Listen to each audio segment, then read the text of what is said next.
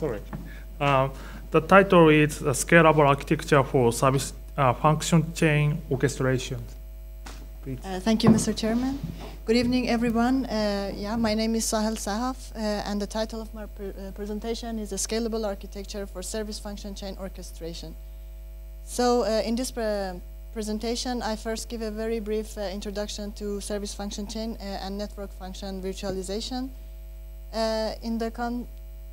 We introduce a concept of service decomposition in SFC, so I'm going to explain this and describe what are the added value or the advantages of considering service decomposition.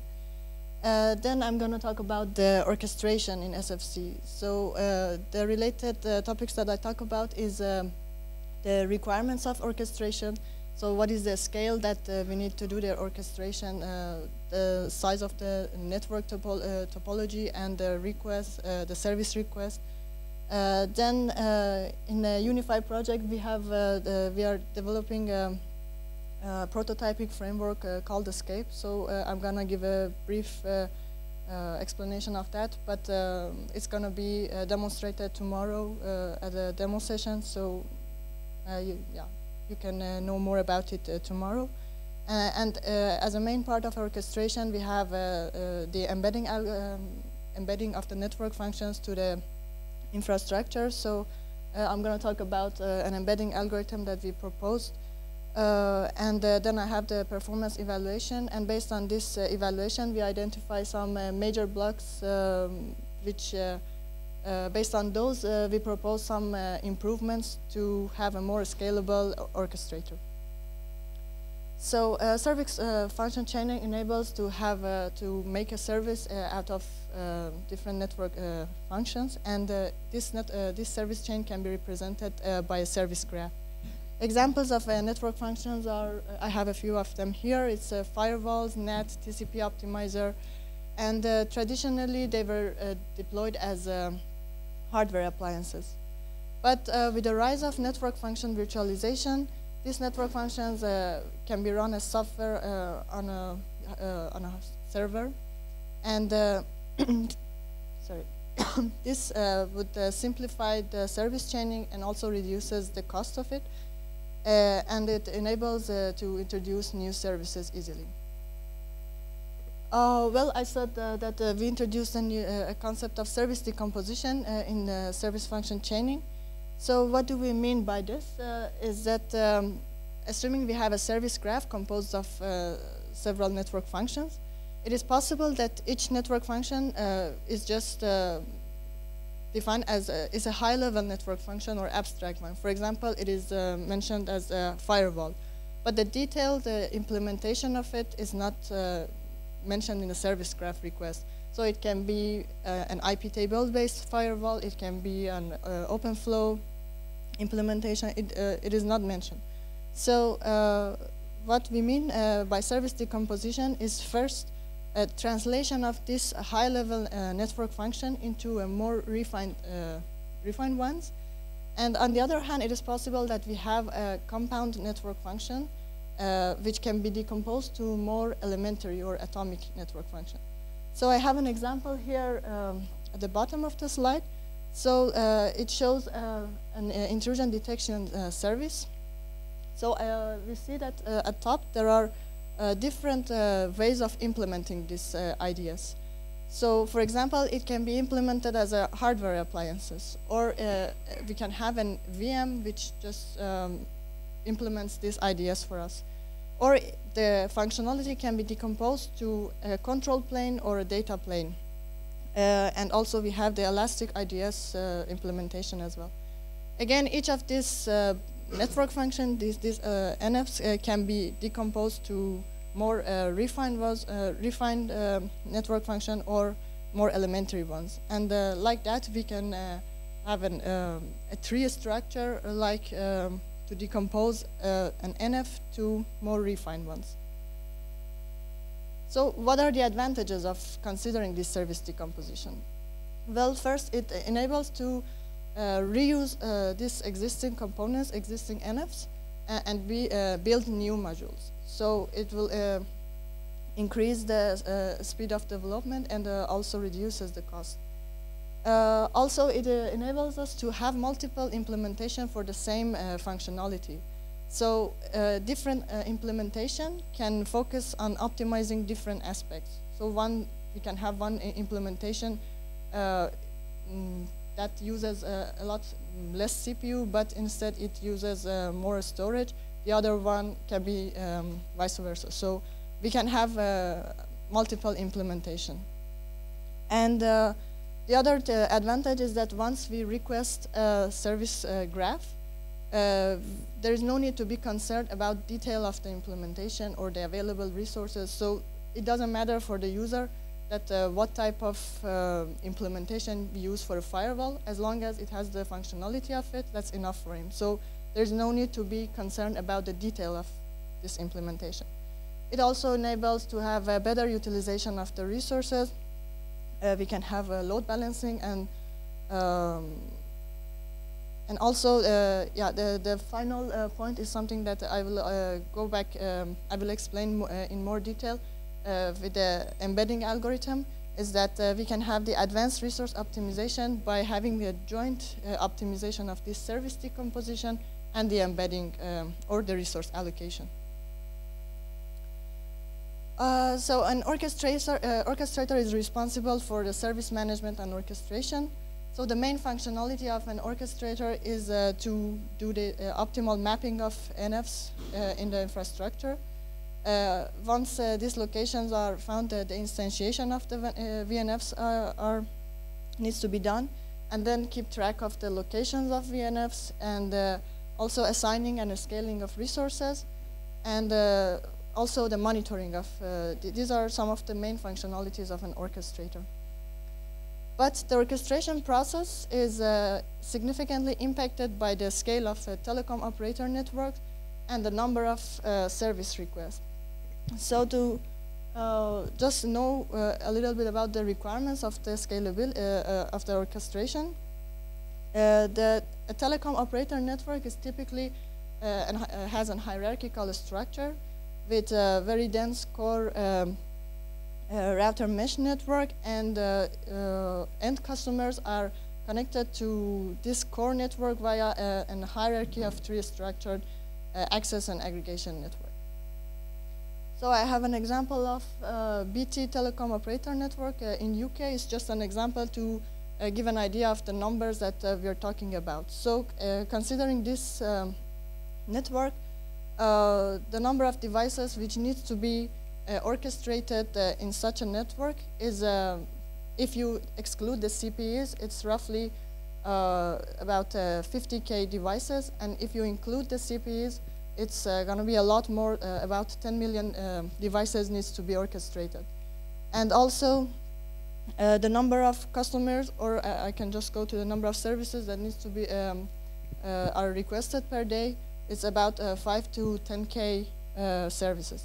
So we see that the scale is quite large, and most of the works that are proposed are mainly theoretical works for embedding algorithms, but because they are mostly focusing on optimal solution, they cannot go to very larger scale. So it's mostly up to 100 node scale of physical topology.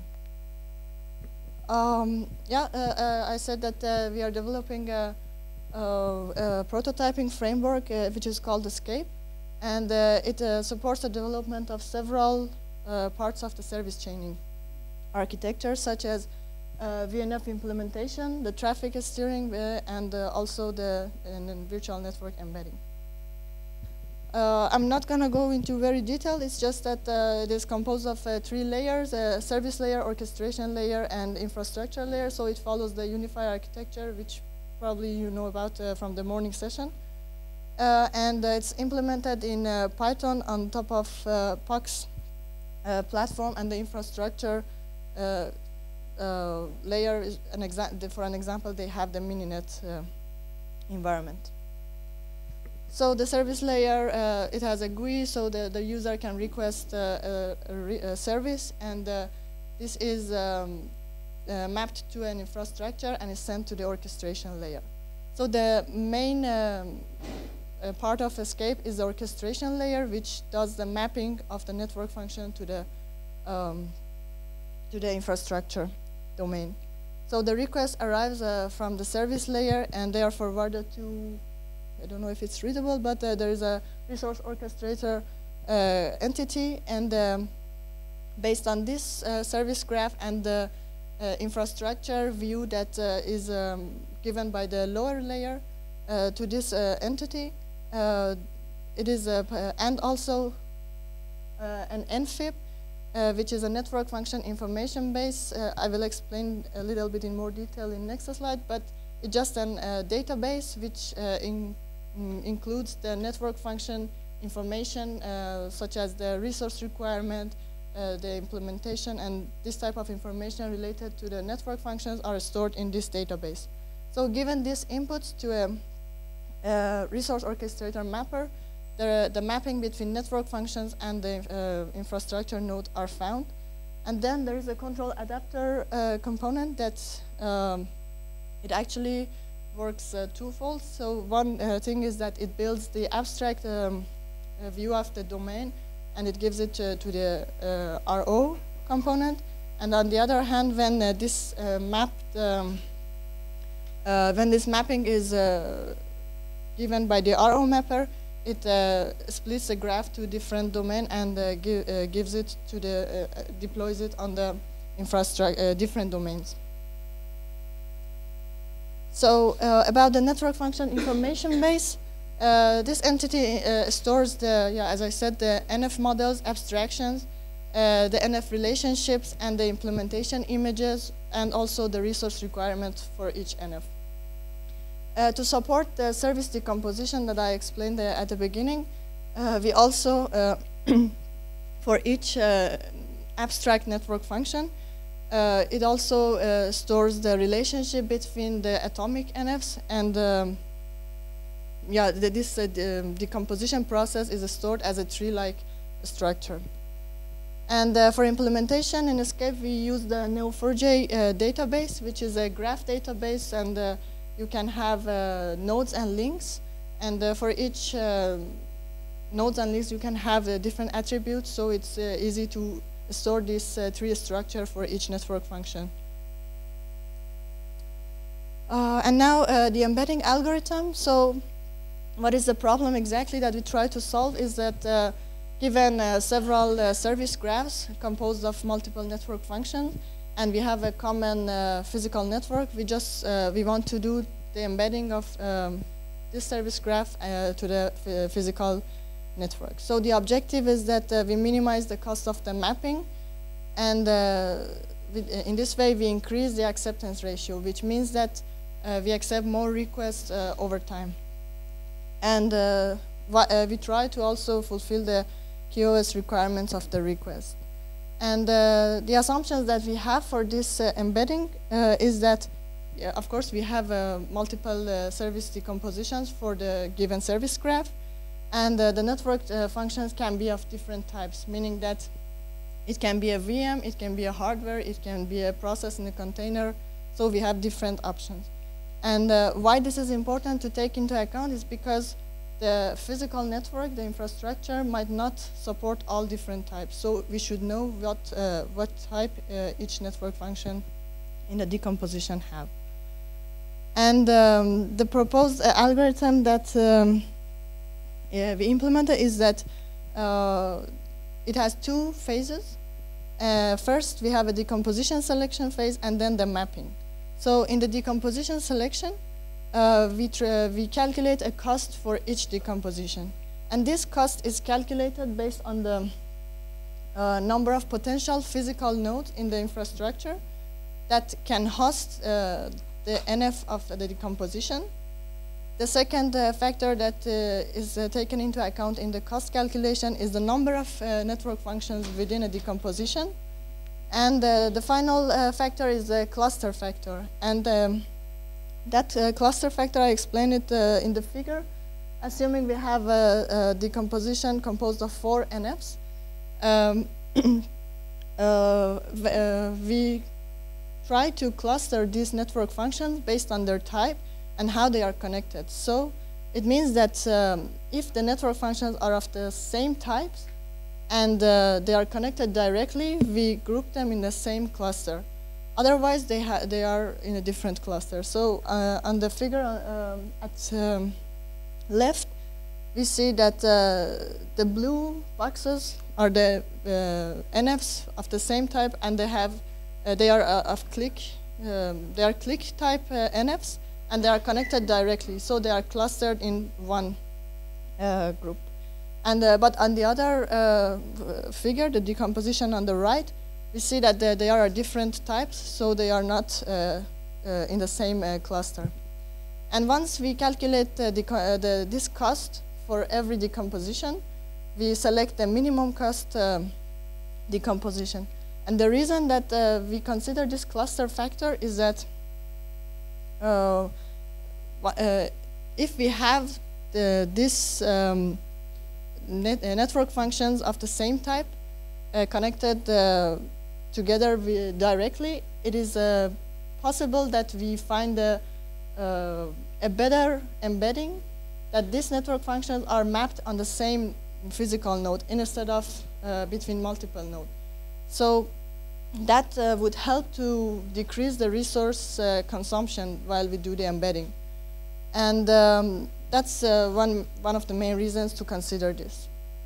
And once we do this selection, the mapping phase of the algorithm tries to map these network functions of the decomposition to the infrastructure node based on a backtracking mechanism.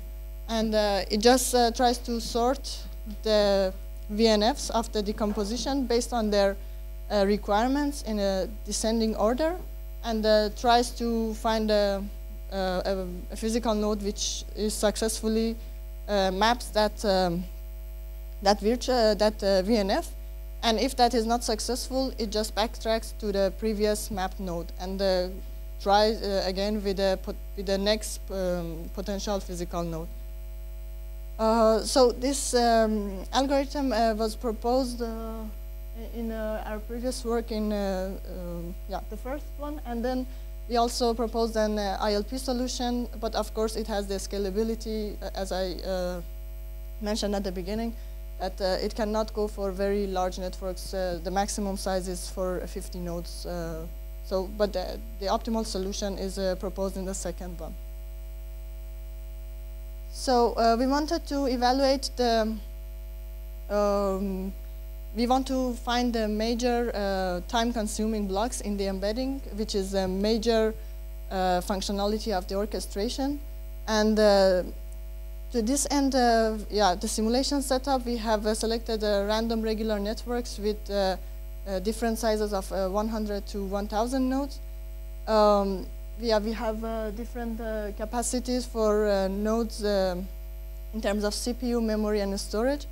And links bandwidths and link delays are selected based on these numbers. And for service requests, we generated random directed acyclic graphs.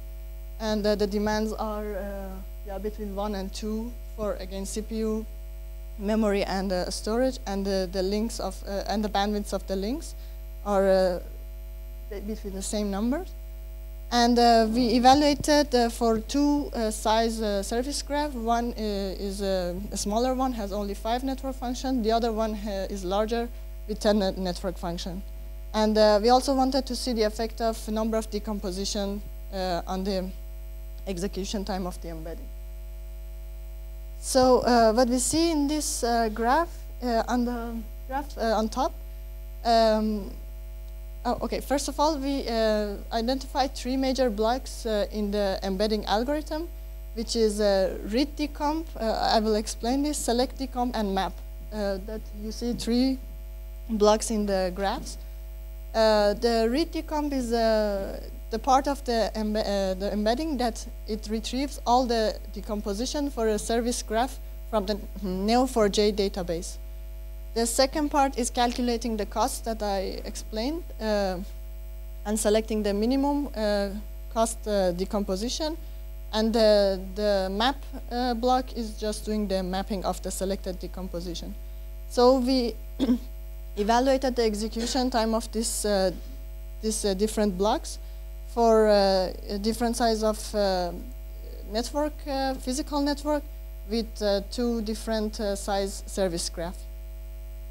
But what we see on the lower graph is that the number of decomposition per network function increases. And as we see, although the read decomp block is a major part of the execution time in this scenarios, the main problem is the select decomp block, because it doesn't scale quite well with the increase in the number of nodes. So based on these results, we see that the read decomp is the most time-consuming block in the smaller topologies, while the main issue is the select decomp block for the larger ones. So based on this execution times, we propose some potential improvements to have a more scalable orchestrator. The first one is to have a parallel distributed embedding. This way we do most of the costly calculations in parallel. For the implementation, Neo4j HA, high availability, I think, yeah, enables to distribute the whole database to different, to distributed nodes. So once we have this, it is possible to do the read comp block in parallel. Then the select decomp block can be done easily in parallel, because calculating the cost of different decompositions are not dependent on each other. But the main challenge is parallelizing the map block, because yeah, there are two possible ways to do it. One possible, the first thing is to find all possible combination of the mapping between network functions and the physical node. But of course, that is not feasible for a very large scale network. The maximum you can go is about 100 nodes. And the other solution is to just find the first fit map for the network functions and try to find the passes between the network functions in parallel. But the challenge is that the threads might reserve the same resource for multiple passes.